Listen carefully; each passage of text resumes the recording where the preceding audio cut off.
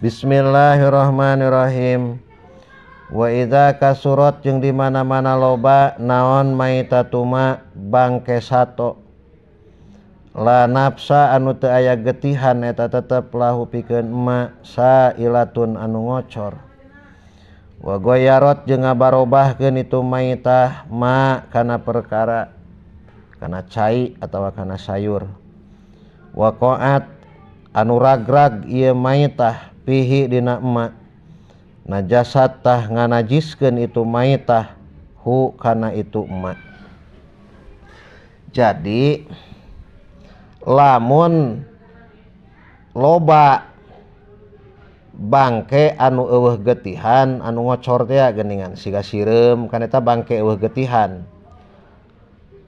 Murag kana sayur bari muragna teh loba si bangkena teh atawa murag kana cai saeutik bari si bangke anu muragna loba gitu sireumna teh tur ngabarobahkeun kana eta cai maka eta mah matak nganajiskeun lamun si caina atawa si sayurna nepikeun ka barobah mah gitu. Tingali sarahna dina qauluhu idza kasurat asyara bidzalika ila taqyidi kalamil musannif fakaannahu qala bisarti alla tagoyyar wa qaluhu wa goyyarat ma waqa'at bihi ay walau takdiron jeung najan kalawan kira-kirana. Jadi sanajan barobahna perkiraanana wungkul oh ieu kaasupan ku bangke ieu teh bangke laleur teh ieu barobah najis eta teh gitu. Jadi sanajan ku perkiraan gitu. Wa qalu najasathu aya lipak di syartil afwi karena teu aya syarat ngahampura. Wa huwa jeung ari itu syartil afwi alla tagayyara eta yen ulah ngabarobahkeun itu ma hu kana itu ma'iun anu ajur teh cai atawa sayur. Wa idza nasaat jeung di mana-mana timbul naon hadhil maitatu ieu bangke minal ma'i tina barang anu ajur kadu dikhalin saperti bilatung dina cuka wa fakihatin jeung bilatung dina bubuahan lam tanjis tah teu nganajiskeun itu hadhil maitah hu kana itu ma'iun qot'an kalawan pasti. Wa yustasna jeung diiwalkeun ma'ama sartana perkara zakaro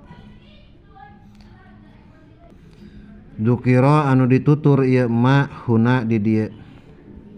Naon masailu pirang-pirang masalah madkuratun anu ditutur fil mabsutati dina kitab anu panjang babaranana. Sabako anu geus tiela naon ba'duha sawarehna itu masail fi kitab toharati dina kitab toharah. Lamun sato anu hirupna dina cai atawa hirupna dina cuka seperti hileud atawa bilatung atawa sato anu aya dina buah-buahan bilatungna teh kari-kari eta hileud atawa eta bilatung teh paeh maka eta mah dihampura asal ulah ngabarobahkeun kana cukana gitu atawa ulah ngabarobahkeun kana buahna. Ya contohna mah siga nu kamari sapertikeun dina peuteuy dina jero peuteuy aya hileud tah eta mah dihampura gitu asal teu matak barobah eta peuteuйna gitu. Barobah peuteuйna teh sapertikeun umpamana jadi pahang atawa jadi lain pahang da peuteuy geus puguh pahang warnana jadi beda umpamana atau jadi kumaha lah warna buahna gitu. Lamun ngabarobahkeun mah eta. tama teu dihampura. Jadi pokona syaratna asal ulah ngabarobahkeun kana cuka atawa ngabarobahkeun kana buahna. Ngartilah gambaran ngabarobahkeun siga kumaha. Nu tadina buahna kieu pek jadi kieu gitu. Asal sekalian nambahan setik. Allah ngadawuhkeun dina Al-Qur'an watini wazaitun. Tanu kade mah ulah siga buah tin. Buah tin teh gedena sagede-gede peureuk budak lah sagede kitu. Tah hirup mah ulah siga buah tin. Tidinya Allah ngagunakeun kosam ku watini demi buah tin. Ari buah tin teh kieu. Umpamana hiji buah-buahan aya buruk saeutik. Maka nu sejenna mah masih keneh bisa didahar. Contoh buah mangga. Buruk luhurna maka hanapna bisa didahar. Buruk hanapna maka luhurna bisa didahar. Beda jeung buah tin. Buah tin mah lamun buruk saeutik maka geus moal kapuluk kabehanana. Nu sejenna geus moal bisa kapuluk. Parah we kabeh eta mah. Kudu dipikeun we eta mah. Tadi dia Allah ngagunakeun at-tini wat-tini wazaitun wa turi sinina wa hadzal baladil amin. Laqad khalaqnal insana fi ahsani taqwim. Laqad khalaqna yakin nyata Allah geus ngadamel al insana ka manusia fi ahsani taqwim dina pangalus-alusna bentuk. Kesimpulanana kieu galin keur ngaji tafsir ieu mah. Kesimpulanana penciptaan manusia nyaritakeun penciptaan manusia samemehna Allah ngagunakeun kosam ku buah tin. Hartina jelema mah kade lamun alus teh kudu tuluy gitu. Pertahankeun eta kaalusan. Non sababna ulah nepikeun ka siga buah tin. Alus aya we kagorengan saeutik maka geus moal bisa kapuluk nu sejenna. Jelema ge kitu. Asup ka pasantren alus ujung-ujungna aya kagorengan saeutik jadi suul khotimah. Jadi teu bisa kieu jelema mah. Kadang alus kadang goreng teu bisa kitu. Jadi kudu tuluy alus gitu. Aya kagorengan sotak saeutik diomean. Matak aya paribasa sakotret kayu api. Atawa halodo sataun lantis ku hujan sapoe. Eta watini. Alus sataun alus 2 tahun alus 3 tahun alus 3 tahun 4 tahun alus 5 tahun akhir-akhir masantren umpamana aya weh kasus saeutik. Tah kasus nu saeutik eta nu matak ngagorengkeun kana keseluruhanana teh. Jadi kadang-kadang kaalusan ti tahun pertama nepikeun ka tahun kaopat terhapus gara-gara ku kasalahan anungan ukur sakali. Watini. Soleh tuluy. Salat rajin, ngaji rajin, puasa rajin. Di akhir-akhir nyieun doraka saeutik maka kahapus kaalusanana teh. Bisi jauh teuing contoh siga barsiso lah. Ibadah ratusan tahun dina hikayat nepikeun ka sabara 200 tahun. Santrina 6.000 bari sangapung. Di akhir hayatna nyieun dosa sakali maka kaalusan seluruh kaalusanana kahapuskeun kabeh. Jelema mah ulah siga buah tin. Jadi kaalusan anu ayeuna keur dipigawe, anu bakal dipigawe, anu geus dipigawe pertahankeun tuluy. Ulah nyieun kasus gitu. Ulah nyieun kagorengan sanajan saeutik, sanajan sakali sabab kagorengan nu saeutik nu sakali eta bakal ngahapus kana puluhan, ratusan, ribuan kaalusan anu geus dipigawena. Wih deui jadi pokona mah asal ulah ngabarobahkeun. Lamun ngabarobahkeun eta mah jadi najis eta mah. Tuluy aya deui najis anu diiwalkeun wa yustasna ma'ama dakarohuna dukirohuna nyaeta najis anu teu katingali ta ieu oge dihampura jadi najis anu teu katingali ku panon meujeuhna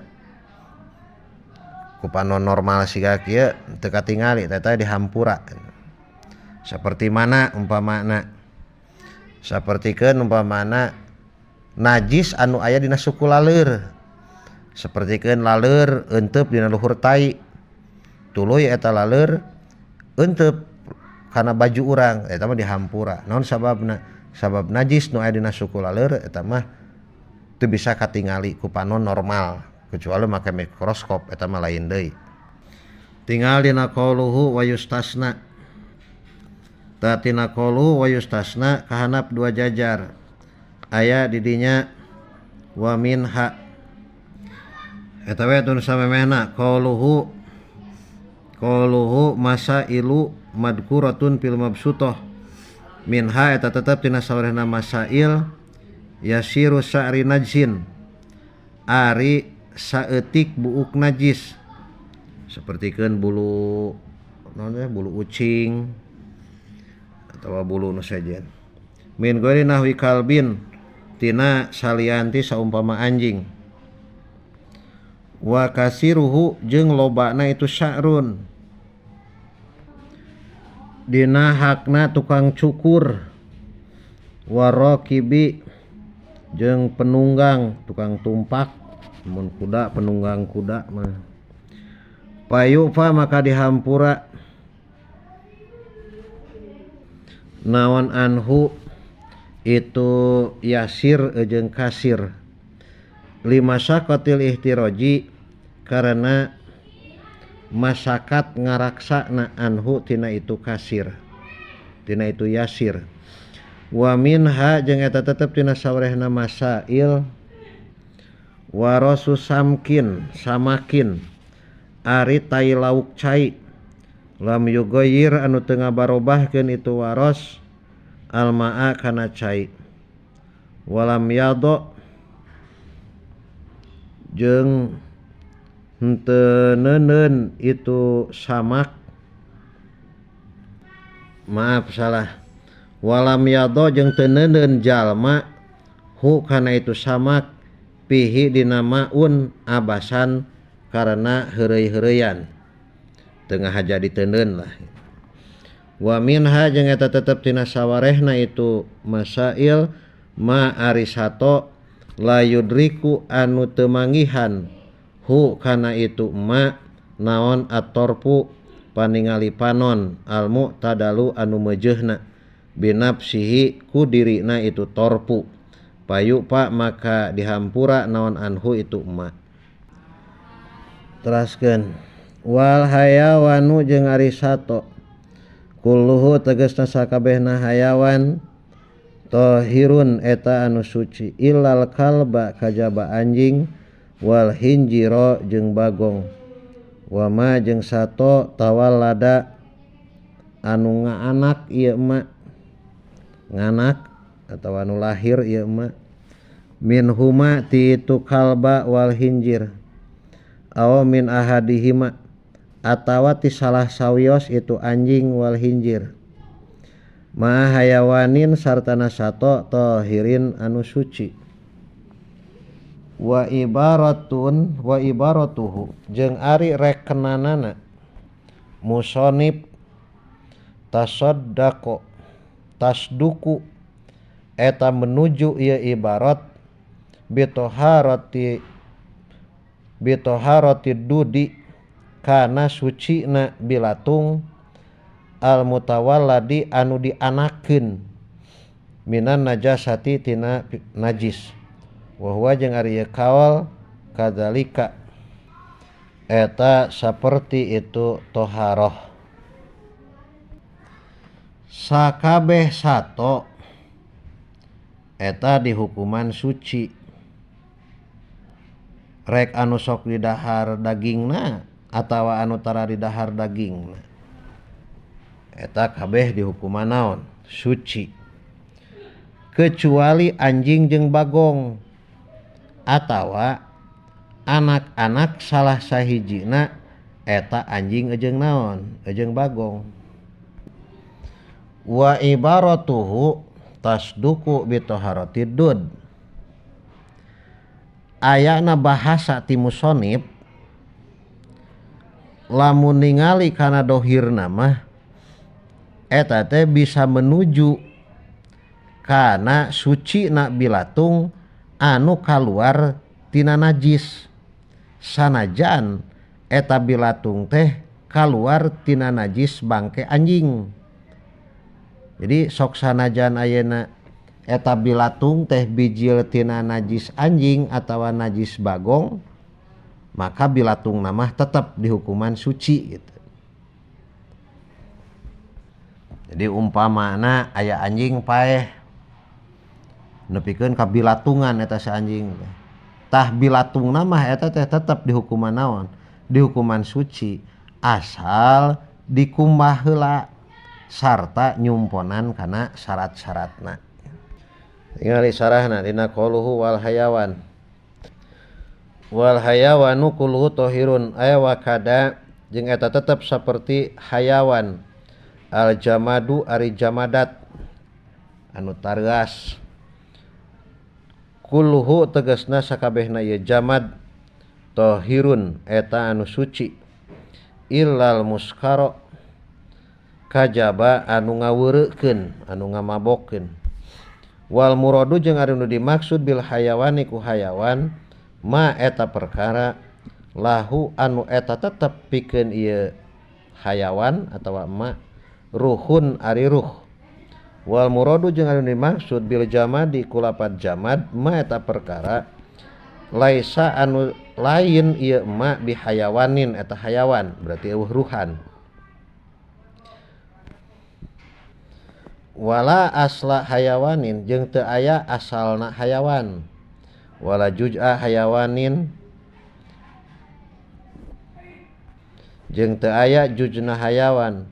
Wala munfasilin jeung teu aya nu narima pisah an hayawanin ti hayawan. Eta nu maksud kunaon? Jamad. Jadi pokokna mah lain hayawan, lain sabagianana, lain asal tina sato deh gitu. Atawa sebahagian tina sato lain begitu ngaranna naon jamad jamadat. Wa aslu kulli hayawanin jeung ari asal sakabeh sato wa huwa jeung eta ari aslu almaniu eta cai mani wal ulqatu jeung segumpal darah wal mudghatu tulu jeung sakimpol daging. Taba'a anut itu hayawan li hayawanatihi kana sato itu aslu kulin toharotan dina sucina wa najasatan jeung dina najisna. Wa jujul hayawani jeung ari juj hayawan kamaitatihi eta saperti bangkena itu hayawan. Kadalika saperti itu toharotan wa najasatan. Kahanap qauluhu ilal kalba aya walau kalba sayyidin jeung najan anjing paragi moro wa yustasna jeung diiwalkeun minhu tina itu kalbu naon kalbu ahlil kahfi anjingna ashabul kahfi fa innahu maka saestuna ieu kalbu ahlil kahfi tahirun eta anu suci. Wa yadkhulu jeung bakal asup ieu kalbu ahlil kahfi aljannata kana surga. Wa tawaqafa jeung ngadago sabadum sapalih ulama fi makna taharatihi dina makna sucina itu kalbu ahlil kahfi. Hal aujada naha ngaayakeun hu kana itu kalbu ahlil kahfi sa'allahu Allah tahiron kana anu suci awas saliba atawa nyabut Allah hu ka itu kalbu ahlil kahfi an najasata kana kanajisanana wa dhahiru jeung ari anu dhahir asani eta anu kadua wala tadkhulu jeung moal asup saal malaikat tu malaikat baitan ka hiji imah pihi anu eta tetep di ieu bet kalbun ari anjing walau nahwi harasatin jeung najan karna saumpama ngajaga anjing penjaga alal mutamadi netepan kaul mutamad liit lakil ahadisi karena ngamutlak kenana pirang-pirang hadis wa hoso jeung nangtukeun hu kana itu la yadkhulu sabadum sapalih ulama bi ghairil kalbi kana lian anjing al mutakhidi anu dijadikeun linahwi harasatin pikeun saumpama ngajaga wal muradu jeung anu dimaksud bil malaikati ku malaikat malaikatun eta malaikat yatufuna anu nguriling ieu malaikat atau anu muter yatufuna anu muter atau anu nguriling ngubeng birrahmati kalawan mawa rahmat lal hafadatu lain malaikat hafadah wa nahwum jeung saumpamana hafadah limula jamatihim karena ngamistikeunana itu hafadah fi kulil ahwali dina kabeh pirang-pirang tingkah wal muradu jeung anu dimaksud bil baiti ku bait al makanu eta tempat aladi anu yastakiru anu tumetep pihi dina aladi sal insanu manusa sawaun sarua bae kana bukti itu insan punten sawaun sarua bae kana bukti itu aladi baitan eta imah aw khaimatan atawa kemah aw ghairihima aw ghairahuma atawa salian ieu baitan wa khaimatan kahanap deui seutik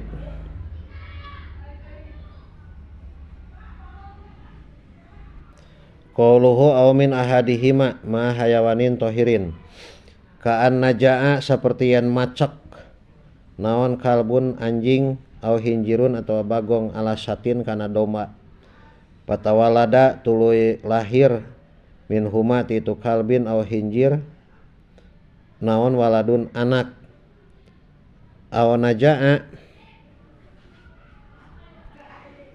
atawa macak naon dakarudoni domba jalu ala kalbatin kana anjing bikang aw hinjirotin atawa kana bagong bikang patawalada tuluy lahir min huma ti itu kalbah aw hinjiroh naon waladun anak patah tahu maka eta tetep di bawahna itu ahadihima arba'u suwarin ari opat pirang-pirang gambaran wasamula jeung ngawengku naon kalamuhu dawuhan musannif al mutawallada kana anu dilahirkeun baina kalbin antara anjing wa adamiyin jeung jelema jeung manusia bangsa Adam paing kana maka lamun bukti itu walad ala suratil kalbi eta netepan kana rupa anjing panajasa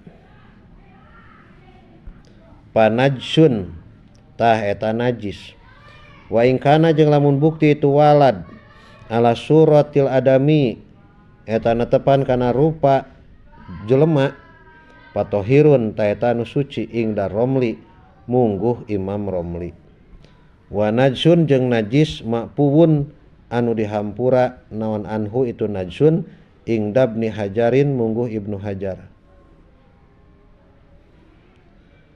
payusoli maka salat ieu walad walau imaman jeung najan eta imam wa yadkhulu jeung asup ieu walad al masajida ka pirang-pirang masjid wa yukhalitu jeung nyampuran ieu walad annasa ka jalma-jalma wala yanjisu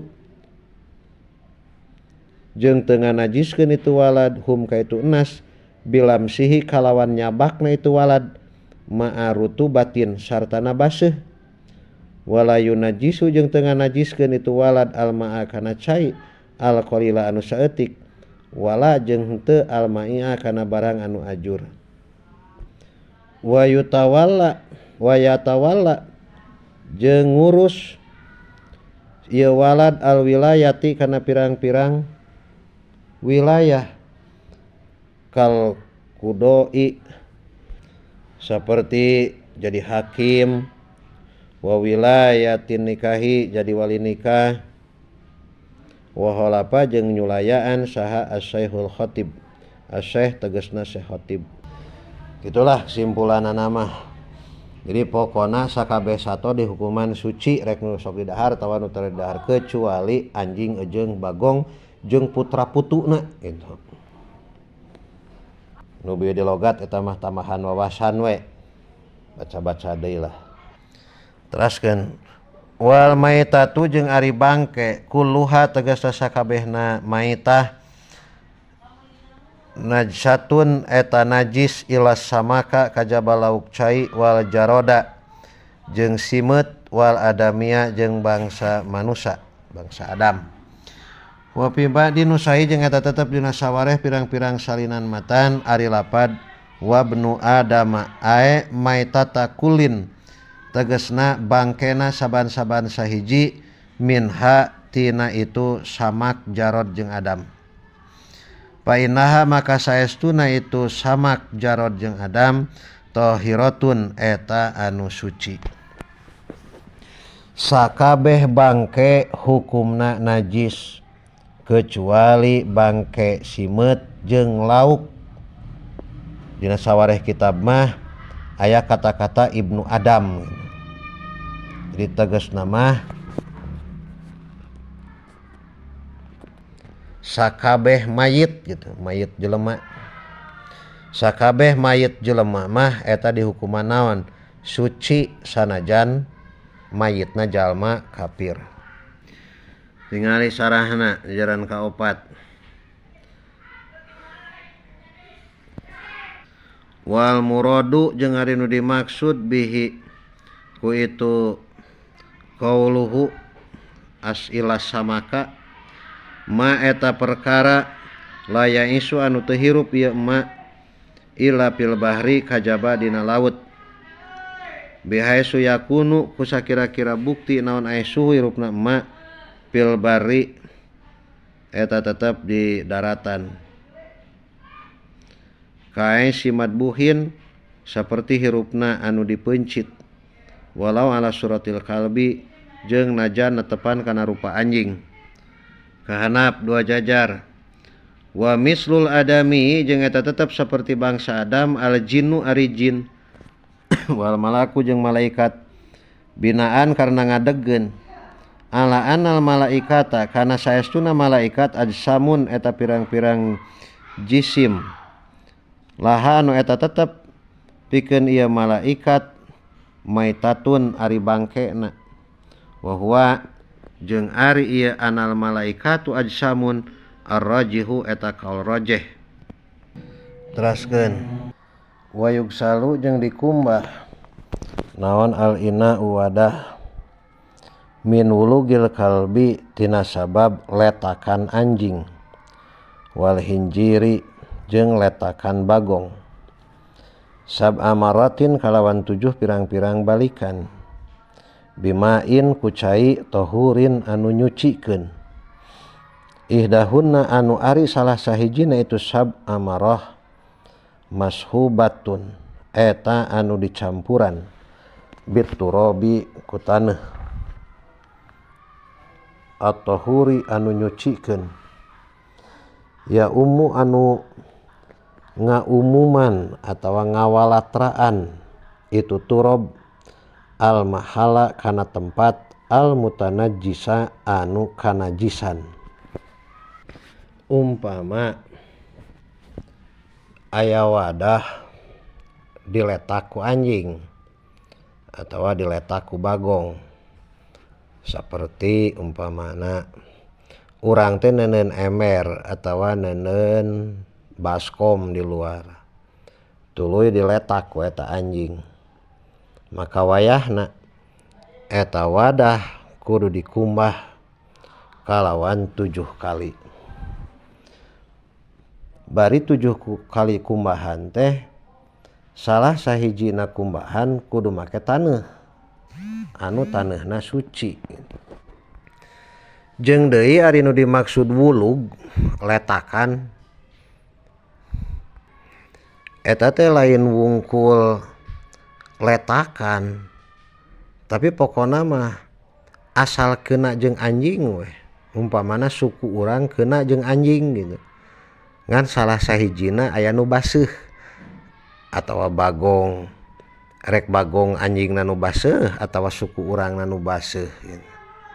Maka eta perkara anu kena sapertikeun bieu mah suku urang wayahna kudu dikumah kalawan 7 kali kumahan anu salah sahijina eta kumahan teh kudu make taneuh anu suci. Tingali sarahna qauluhu al-wulug qauluhu min wulugil kalbi ileh al-wulugu ari wulug ahdul ma'i eta nyokot cai bitor pil lisani ku tungtung letah wahwa jeung ari ieu wulug laisa eta lain ieu wulug biqayyidin eta qayyid. Jadi nu dimaksud wulug teh nyaeta nyokot cai ku tungtung letah nyaeta letakan teh. Qauluhu sab'a maratin mansubun ala annahu saestuna ieu sab'a marah maf'ulun mutlaq mubayyin li adadil gusli. Wa kaunuhu jeung ari buktina itu goslu sab'a maratin eta 7 pirang-pirang balikan amrun eta perkara ta'abudiyun anu bangsa ibadah. Pokona mah da diparentahna 7 nya geus 7 laksanakeun. Tah ku ngalaksanakeunna 7 teh eta perkara anu jadi ibadah. Layu qalu anu teu dipikir naon maknahu maknana itu amrun. Tingali dina qauluhu mashubatun. Qaulu mashubatun kahanapna aya wahasilu kaifiyah. Wahasilu kaifiyatil majhi jeung ari kesimpulan cara-cara nyampurkeun ayum jaha eta yang dicampurkeun naon alma'u cai biturabi kana taneuh. Jadi cai banyurkeun kana taneuh. Qabla wad'iha dina samemeh neundeunna mernahkeun nyimpen itu maun jeung turab ala syai'i kana hiji perkara al mutanajjisi anu kanajisan. Au yudau atawa diteundeun naon alma'u cai awalan dina mimitina. Sumayutba'u tuluy dituturkeun ieu ma ieu maun biturabi ku taneuh aw bil aksi atawa kalawan sabalikna. Jadi carana mah bisa cai dicampurkeun kana taneuh atawa baseuhan heula ku cai yudau ma tuluy tuturkeun ku naon ku taneuh gesek-gesek. Kumaha we carana mah nu penting eta si cai kacampuran ku taneuh. Fa in kana maka lamun bukti naon al mutanajjisu barang anu kanajisanana bima ku najis dukiro anu ditutur ieu emak pimain eta tetep dina cai jarin anu ngocor kadurin anu kiruh kafa tah cukup naon mururu sab'i jiryatin ngaliwatkeun 7 pirang-pirang kocoran alaihi kana itu mutanajis bila ta'firin kalawan teu nyampuran kalawan teu dicampuran taneuh kalawan teu dicampuran taneuh idalam tajal di mana-mana idalam tajul di mana-mana teu leungit naon ainun najasati jentulna najis alkal biati nu bangsa anjing illa bisitin kajaba ku genep kali masalan umpamana husibat tah diitung naon kuluha husibat tah diitung itu sab'a jiryatin kuluha tegasna sakabehna sab'u jiryatin goslatan kana kumbahan wahidatan anu sakali wal ardu jeung ari taneuhna at-turabiyatu wal ardu jeung ari taneuh at-turabiyatu maksudna wal ardu teh taneuh anu mutanajis at-turabiyatu wal ardu jeung ari tanah anu mutanajis at-turabiyatu anu bangsa taneuh la yajibu eta teu wajib naon at-turabu naneuhan piha dina itu ardu alal asohi mungguh kawal asoh nyucikeun najis mugaladoh umpama diasupkeun kana cai anu ngocor saperti umpamana suku urang teh kaletak ku anjing maka lamun ngumbahna di walungan umpamana tur caina kiruh maka cukup eta mah keur nyucikeunana teh eta si wadah atawa suku urang teh anu kaletak ku anjing liwatkeun we kana eta cai 7 umpalan gitu. Umpamana lelepkeun suku sakali gitu angkat lelepkeun deui angkat deui angkat deui lelepkeun deui angkat deui lelepkeun deui nepi ka 7 kali bari teu perlu dicampuran ku taneuh gitu. Naon sababna pangna teu perlu dicampuran ku taneuh sabab eta caina kiruh beda jeung umpama cai walunganna herang mun umpama cai walunganna herang maka eta mah perlu make taneuh ari cai walunganna kiruh mah cukup we ku naon ngaliwatkeun perkara anu kakeunaan ku najis mugaladoh eta diliwatkeun 7 kali umpalan wa idza lam tajul ainun najasah diitung sakali teh ti mimiti leungit jentulna najis sapertikeun umpamana 6 kali kakara leungit berarti tambahan deui 6 kali sarta campuran ku taneuh salah sahijina jadi sakali deui diitung sakali itungan teh dina nalika leungit jentulna eta najis lamun najisna bangsa jentul gitu tapi ari sapertikeun letakan anjing mah gitu eta mah teu aya jentulan leungitkeun we heula etana urut letakna sugan diletak ku anjing siga ku lipstik gitu jadi beureum sukuna henteu pan gitu eueuh jentulan eta mah cukup we lelepkeun we hungkul kana naon cai walungan anu kiruh 7 kali umpalan cukup eta teh tingali sarahna jajaran kalimat ae kama in naili sapertikeun cai sungai Nil bi ayami ziyadatihi dina pirang-pirang poenan tambahna itu Nil wa ma isaili jeung saperti cai banjir al mutatarribi anu pacampur taneuh terus kana qauluhu wal ardu turabiyah ay allati anu piha anu eta tetep dina ieu allati turabun ari taneuh kebul walau min hububir rihi jeung najan tina pirang-pirang gelebugna angin wa ingkana jeung najan bukti itu ardu mutanajisan eta anu mutanajis alal mu'tamadi netepan kaul mu'tamad qauluhu la yajibu turab biha aya li annau karna saestuna kalakuan la makna eta teu aya hartina eta tetep litatribit turabi kana naneuhan taneuh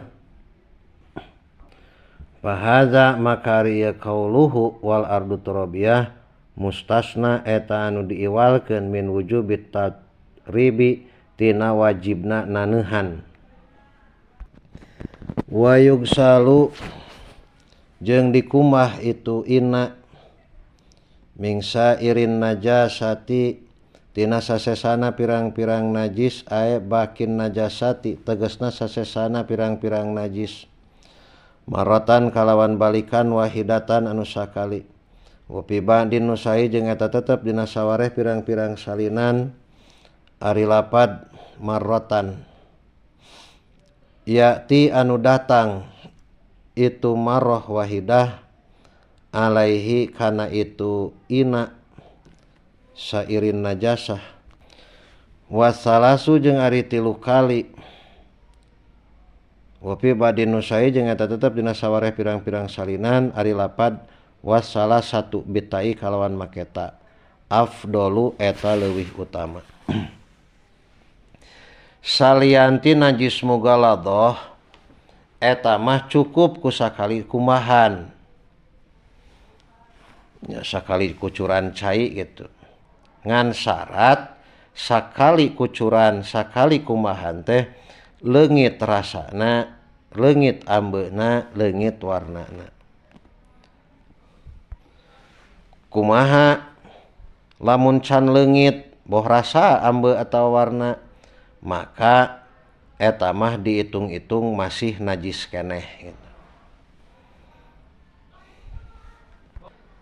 Atuh lamun masih keneh aya rasa aya ambe aya warna maka tuluy kucuran deui ku cai. Tapi lamun dikucurana 3 kali eta dihitung-hitung leuwih afdol. Kieu umpamana teh. Sakali kumahan ge geus leungit si rasa ambe teh.